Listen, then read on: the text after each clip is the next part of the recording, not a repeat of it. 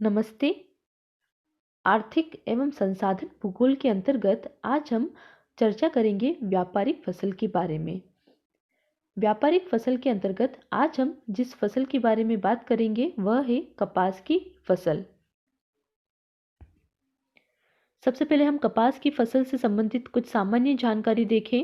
कपास जो है यह एक रेशेदार फसल है, अर्थात इससे रेशे की प्राप्ति होती है जिसका उपयोग वस्त्र निर्माण के लिए किया जाता है, कपड़े बनाने के लिए किया जाता है।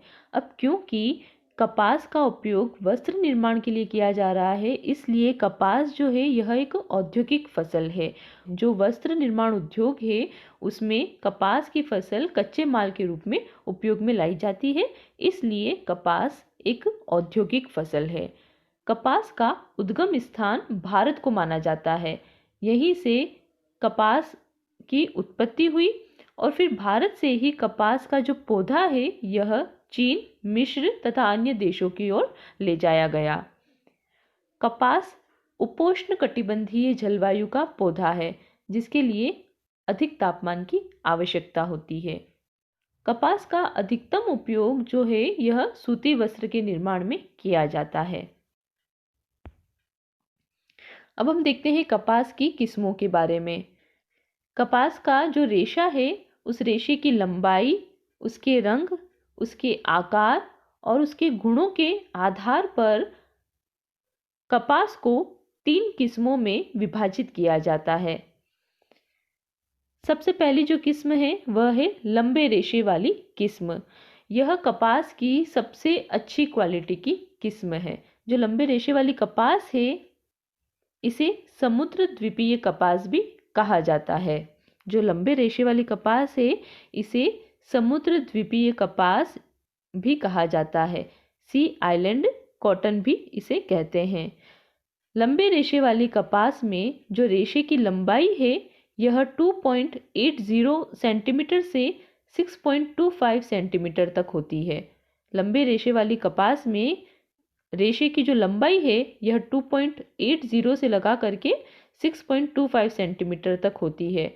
ये जो कपास है यह चमकदार होती है तथा ये सबसे अच्छी क्वालिटी की कपास है।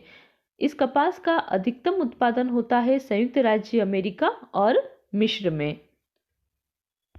नेक्स्ट है मध्यम रेशे वाली कपास।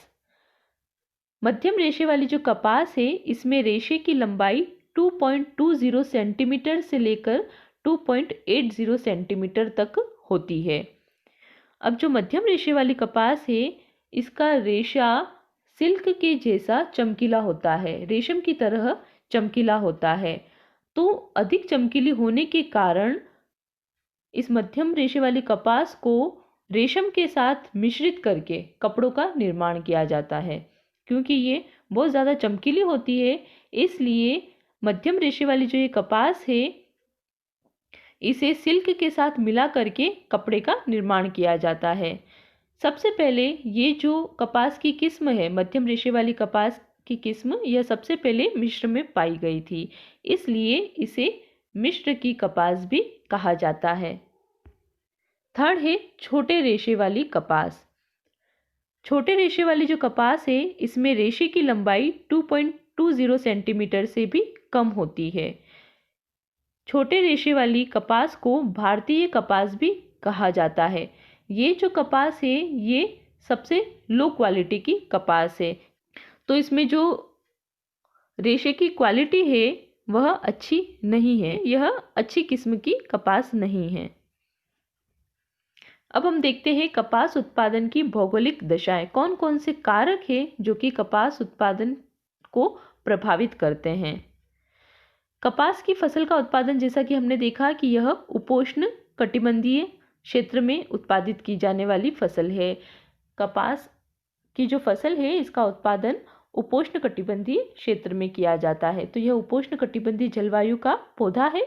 क्योंकि ये उपोष्ण कटिबंधीय जलवायु का पौधा है इसलिए इसके उत्पादन के लिए अधिकतम तापमान की आवश्यकता होती है। अतः कपास का जो उत्पादन है यह 40 डिग्री उत्तरी अक्षांश से 30 डिग्री दक्षिणी अक्षांश के मध्य किया जाता है। अब हम देखते हैं कि कौन कौन से जो कारक है वह कपास की फसल को प्रभावित करते हैं। इसमें सबसे पहला है तापमान। कपास के उत्पादन के लिए, जैसा कि अभी हमने देखा, अधिक तापमान की आवश्यकता होती है। इसलिए कपास की फसल के लिए औसत तापमान 20 डिग्री से 25 डिग्री सेल्सियस होना चाहिए। इसमें कपास के बीज बोते समय तापमान चाहिए होता है 20 डिग्री सेल्सियस तथा फसल को पकते समय 25 डिग्री से 30 डिग्री सेल्सियस तापमान की आवश्यकता होती है।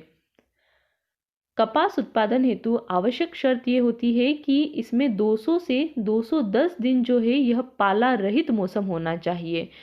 मतलब जिस क्षेत्र में कपास का उत्पादन हो रहा है उस क्षेत्र में 200 से 210 दिन तक पाला नहीं गिरना चाहिए। अगर वहाँ पाला गिर जाता है तो इस फसल में बोल विविल नामक रोग लग जाता है और ये जो फसल है यह नष्ट हो जाती है। कपास के फूलों के पकते समय स्वच्छ आकाश होना चाहिए तथा तेज धूप निकली हुई होनी चाहिए ताकि जो कपास है यह अधिक चमकदार प्राप्त हो सके, ताकि अधिक चमकदार कपास का उत्पादन हो सके। नेक्स्ट है वर्षा। कपास के उत्पादन के लिए औसत जो वर्षा है यह 75 से 100 सेंटीमीटर तक होनी चाहिए। कपास उत्पादन के लिए जो औसत वर्षा है यह 75 से 100 सेंटीमीटर तक होनी चाहिए। 75 सेंटीमीटर से अगर कम वर्षा होती है तो वहाँ पर सिंचाई की आवश्यकता पड़ती है।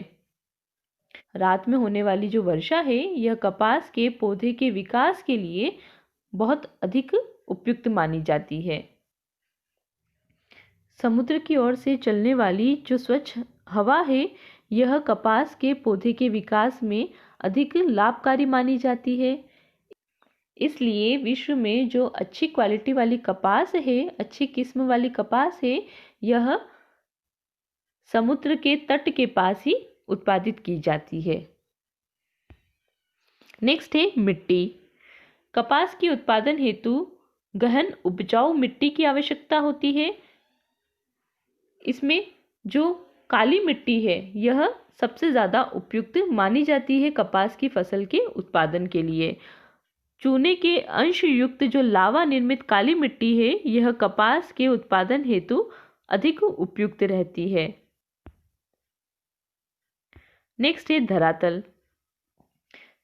कपास के उत्पादन के लिए समतल धरातल होना चाहिए तथा इसी के साथ जो धरातल है यह सुप्रवाहित होना चाहिए, मतलब जल का जमाव वहाँ पर नहीं होना चाहिए। अब कपास का जो उत्पादन है यह अधिकतर मशीनों की सहायता से बड़े बड़े कृषि फार्मों पर किया जाता है, क्योंकि कपास एक व्यापारिक महत्व की फसल है, यह एक कैश क्रॉप है।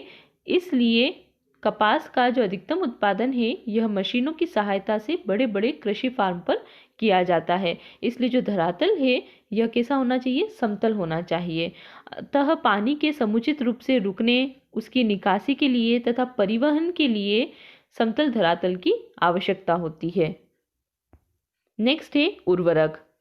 कपास के उत्पादन के द्वारा मिट्टी में मौजूद जो पोषक तत्व है वह अधिकांशतः नष्ट हो जाते हैं, क्योंकि मिट्टी की उत्पादकता बनाए रखने के लिए और कपास की फसल के उत्पादन के लिए उर्वरकों का उपयोग किया जाता है।